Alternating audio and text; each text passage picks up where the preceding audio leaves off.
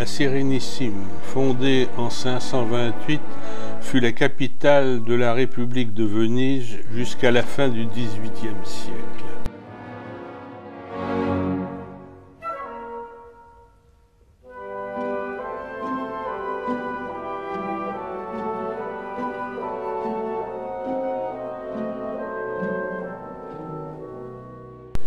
Venise, ville des Vénètes à l'origine, était le refuge des populations locales dans cette zone marécageuse, difficile d'accès. L'autonomie devint indépendance, suivie d'un pouvoir incarné par un doge.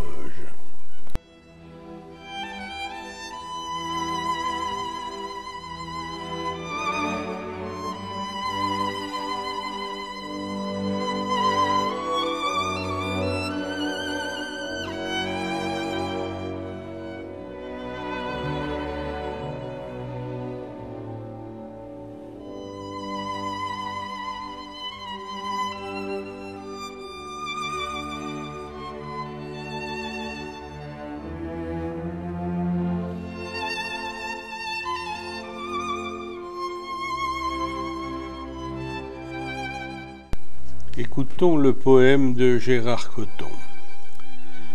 Dans la cambrure du grand canal, j'ai vu fleurir des choses étranges.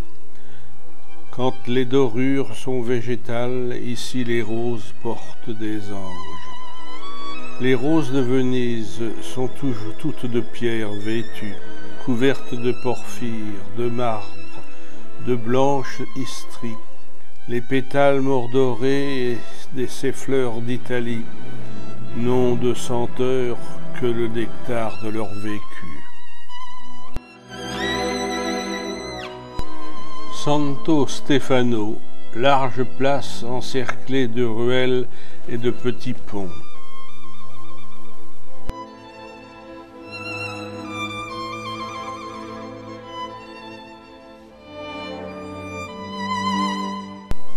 Comme surgi du fond des âges, immobile dans son voyage, mosaïque de sang et d'or, Venise a posé son décor, de Yves Dutheil.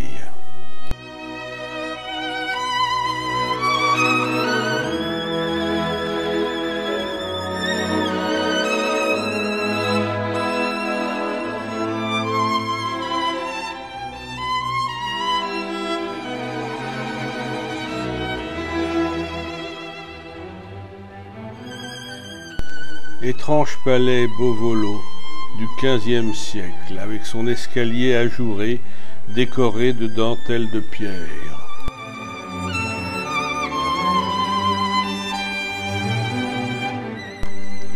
La Fenice, opéra du XVIIIe siècle, vient de renaître de ses cendres comme un phénix, temple de l'art lyrique. Dans Venise délaissée, le songe est éveillé. On devine Nabucco, le ténor, la mezzo, le destin pathétique des vaisseaux de Wagner, l'anneau d'or, sa colère, la fête chromatique de Gérard Cotton.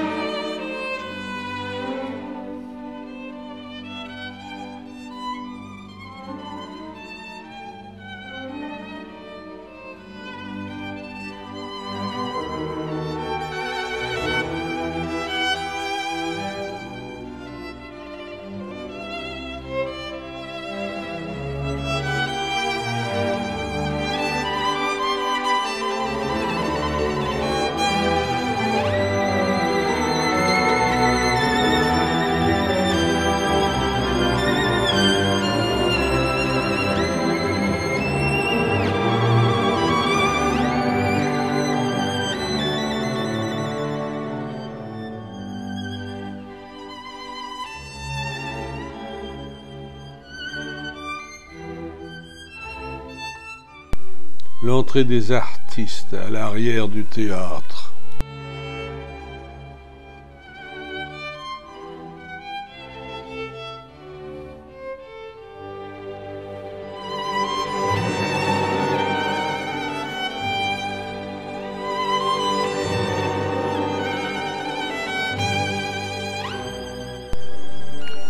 Nous voguons vers la place Saint-Marc.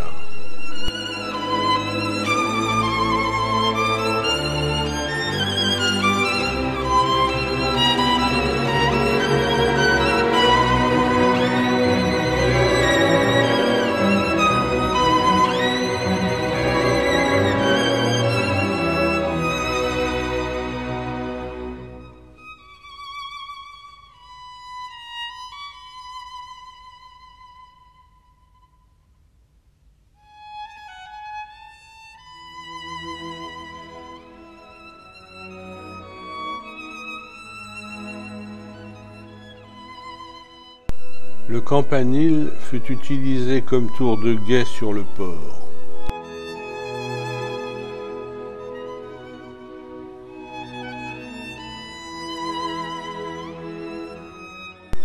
La place Saint-Marc est le cœur de la cité.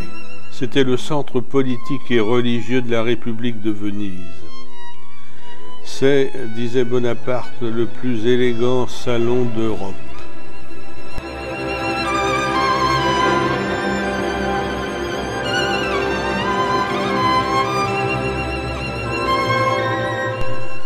Le Florian où Musset, George Sand, Verdi, Casanova, etc.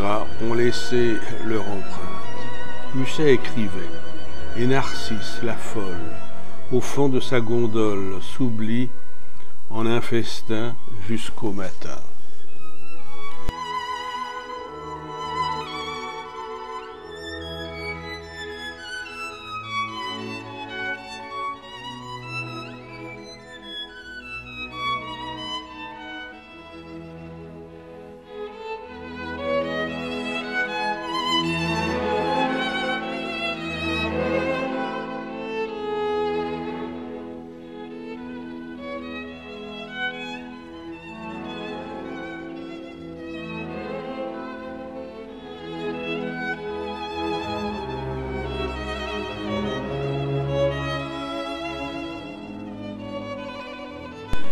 Bâtie au IXe siècle initialement, la basilique Saint-Marc devait abriter les reliques du saint, reconstruite par la suite sur inspiration byzantine. La façade présente des mosaïques magnifiques. Nous n'avons pas eu le loisir de visiter l'intérieur devant l'affluence.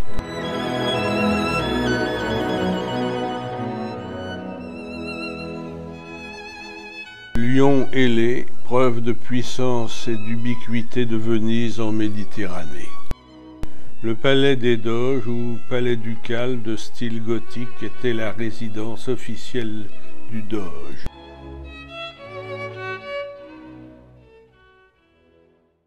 Ce palais date du XIVe siècle. C'est maintenant un musée magnifique, décoré par les plus grands peintres comme Tintoret.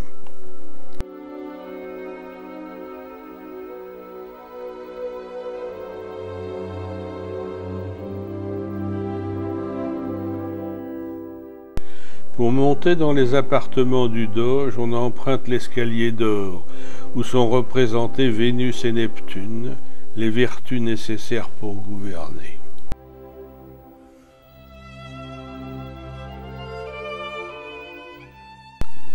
La Sérénissime est un État au Moyen Âge.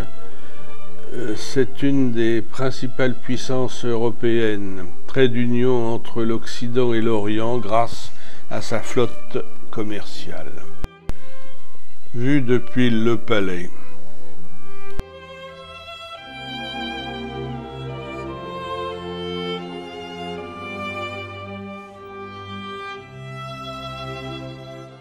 Un grand conseil était composé des familles patriciennes, noblesse vénitienne, héréditaire, très restreint. Le conseil prenait les décisions politiques, promulguait les lois et choisissait les hauts magistrats. C'était une république monarchique.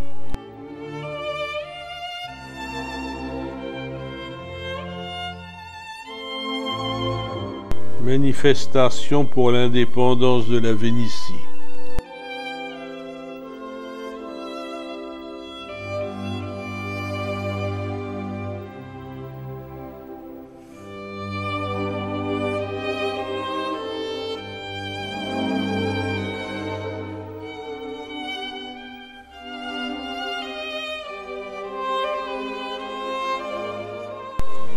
Le pont du Rialto, construit au XIIe siècle, permet de rejoindre les deux rives du Grand Canal. C'est ici que se concentrait le négoce de la Sérénissime.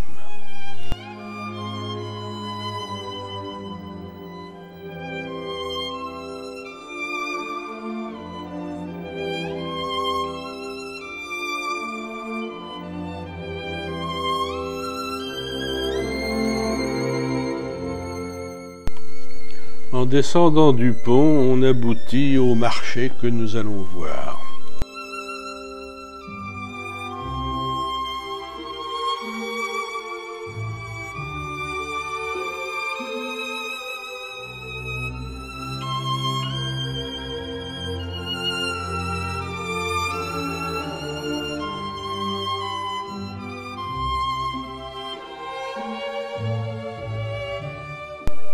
Sous les ponts s'élève l'humide soupir des gondoles.